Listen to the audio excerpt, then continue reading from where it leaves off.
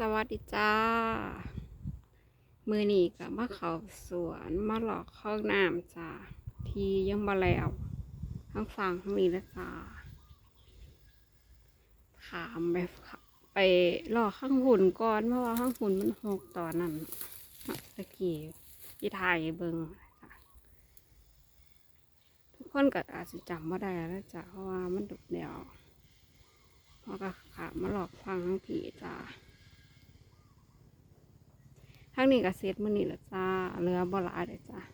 หลอกอีกนิดนึงก็เสร็จจ้าหลอกห้องน้ำเฮ็ดคนเดียวละจ้าบ่สามารถเฮ็ดให้เบิ่งได้จ้าส้มโอกำลังเขียวกำลังงามจ้า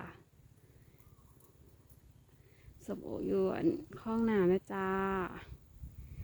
ต้นเล็กต้นใหญ่จ้าอันอันนั้นมาสอมกับมีดจ้าต้นนี้หน่อยข้างนั้นจ้าต้นใหญ่อันปลูกไว้แต่เดิมแล้วก็มีจ้าอันนี้โตให้เป็นโ